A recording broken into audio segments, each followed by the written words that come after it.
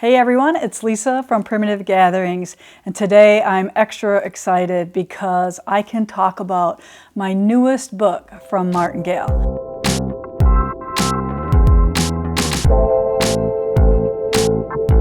Now, we all know about this book, or if you don't, you will after. But this is my book that came out last year, and it is Wool, Needle, and Thread, the complete guide to wool stitchery. So it has tons and tons of information about wool applique and embroidering and how I fuse and how I cut my stems. But look at the step-by-step photographs in this book. So it's a huge encyclopedia of how-to. And I've got lots of compliments. Everybody thanking me for this step-by-step book. But really, Martingale, they are the brainchild behind this. And they make it look so beautiful with all of these beautiful photographs. And then there's projects. So we have about 5 projects, I believe, in the book as well. What I'm really excited about is now we came out with a project book, and everything that we talk about in here refers to C stitch on page in this book.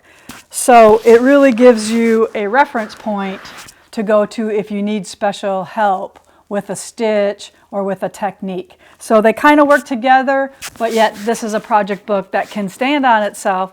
But if you're a beginner or new to wool applique and you just want a little bit more help, it'll tell you exactly where to look in our first book.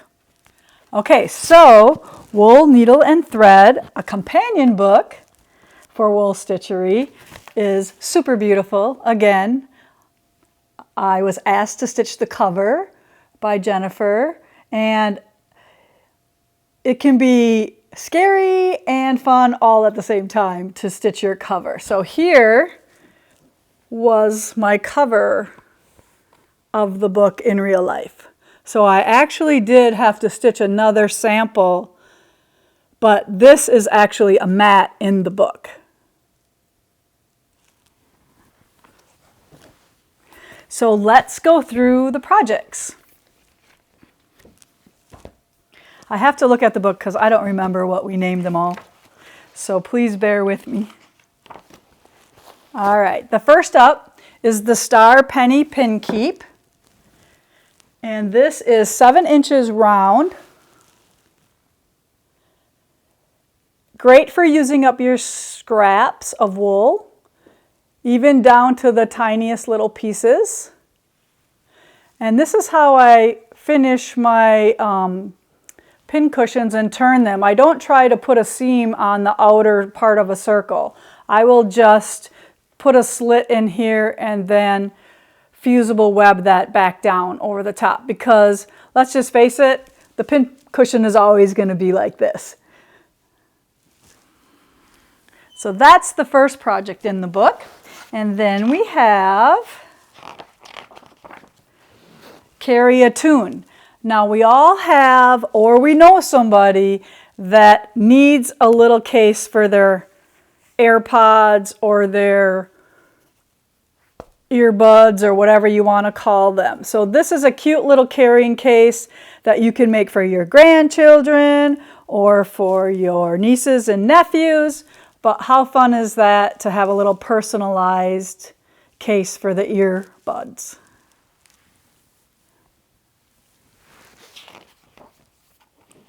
And look at the detail in the book. So it shows you super close on what everything looks like.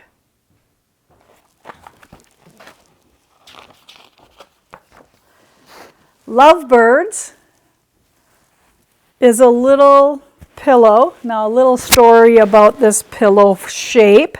I was at a rummage sale and I came across these patio furniture pillows that there was a whole box of them, like 8. So That's what's inside here, stuffed nice and firm, was a pillow form that I found at a rummage sale, and I think I got them for $1 each. So look for that kind of stuff when you're on your treasure hunts. So that was made the shape of this pillow, and who doesn't love two little birds amongst some roses? And here we have some drizzle stitches here. Super fun. And this is on flannel. So you can use wool on flannel, wool on wool, wool on regular cotton. And like I said, the book gives you all the stitches, all the threads, every little detail about each project. Now, Seaside Garden is a little table mat or candle mat. Like you could put a little votive in the middle here. And what I like to do is go above and beyond. So do you see the leaves on here? Do you see how I embellish them with a feather stitch? Once you get really good at stitching, you want to just cover everything. The blanket stitch becomes kind of boring after a while, so you want to just add more and more and more thread to your projects. Trust me, you will.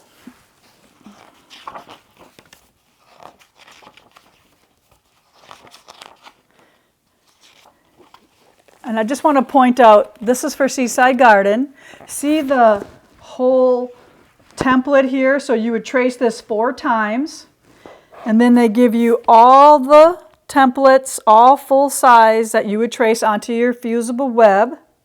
And we have lots of videos on our YouTube channel on just how to do this. So look for Stitch with Lisa Bongean on YouTube and subscribe to that. And you will get lots of videos and lots of help with your stitching. Okay, American Flag Mini. This is so cute. I loved showing off with all my fancy stitches on each one of the flag stripes. So I stitched red on the red, cream on the cream, and then these stars. Now I used a variegated thread, so it kind of is cream and shades of cream in those variegated stars. And I think that just gives it a little bit more life when you use variegated threads. So don't be afraid to use them. Beginners always think that they should use solid. And then after you stitch for a while, you're like, oh yeah, I do like the variegation. All right, Frankie the Floppy Frog. So I have a couple of grandsons, right? And so I thought I would make them a little toy.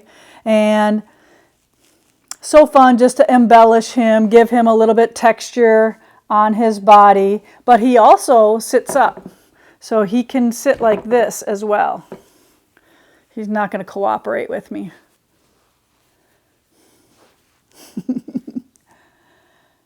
Again, frog doesn't have to be green. We can make pink frogs, blue frogs, green frogs, purple frogs. So use your imagination along with different colors of thread. So this was a green variegated ball that went from super light green to dark green.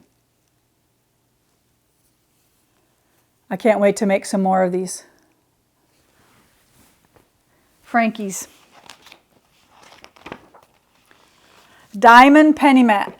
Now everybody who knows me knows I love penny mats. And again, don't be afraid. These are so fun and easy. And just, you think that they're going to take a long time, but they do not. And one of the things I want to suggest is make sure you use a heavier thread going around, because I think seeing a thicker thread on pennies actually makes them prettier. And you will get good at evening out your stitches going around. The more you do it, the better you will get. And once you do this, you might want to just keep going around and around to make it as big or to fit the size where you want it to be. Again, look at this photography. I want this surface, this old table or whatever that is. It makes you study every photograph. in the book. All right, pot of flowers.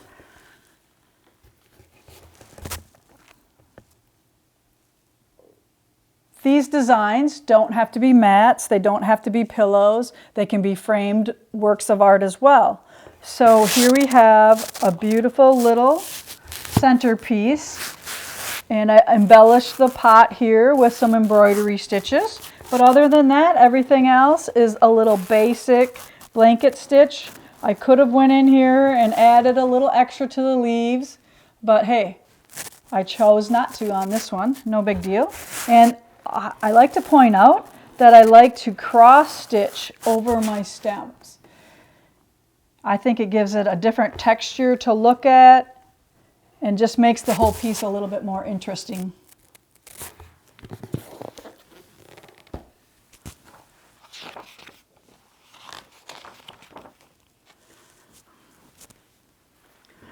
So this is called Monogram It. Now, I know you all have sewing friends. These would be perfect little gifts for Christmas, for sewing get-togethers, to make all your friends a little monogram, either their first name or their last name. Real simple, not a lot involved, just some time and some thread. And this could be flannel, this could be wool. So use your imagination and design it for that person who's going to get it in mind. So if Cindy likes purple, make her pincushion purple. So, super great idea.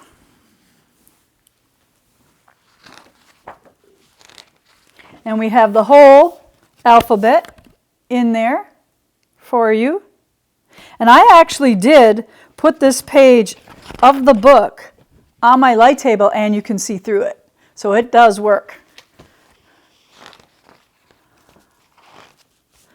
Down to earth table mat. Nice oval, very neutral. And then I kind of showed off a little bit with some knots around the flowers, some chain stitching instead of stem stitching for the vines. And then here I added a little bit of feather stitch to the leaves. And then if you have one of these oval platters, look at how they displayed that in there.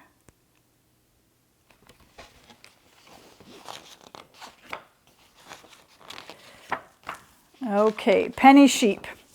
So a penny mat doesn't have to just be circles. You can put the circles onto a background and then make a shape. So I basically corralled these into a sheep design.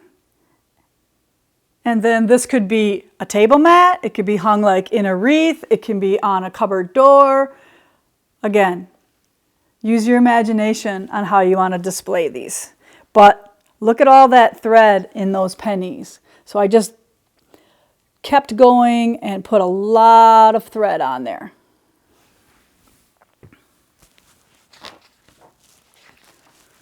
Tender tulips.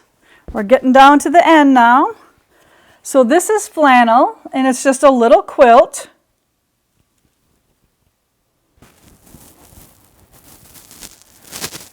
It's kind of a 4-block style. This is one piece, so I didn't do this inside and then add borders. This was one like full cloth application.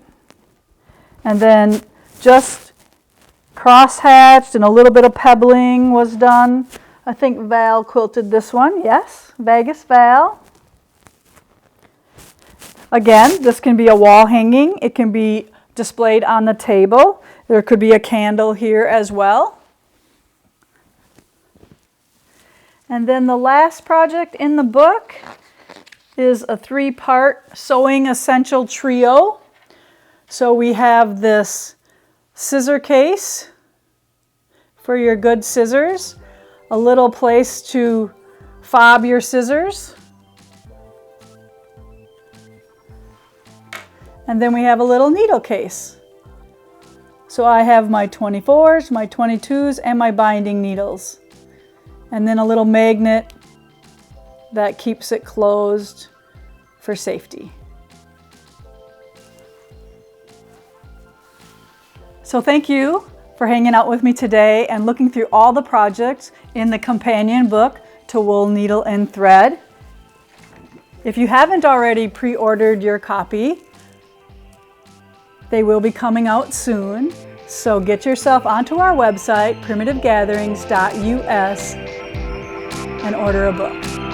If you liked our video today, make sure you like, subscribe, and hit that notification bell. That way you can be notified for all of our upcoming videos. We'll see you again soon.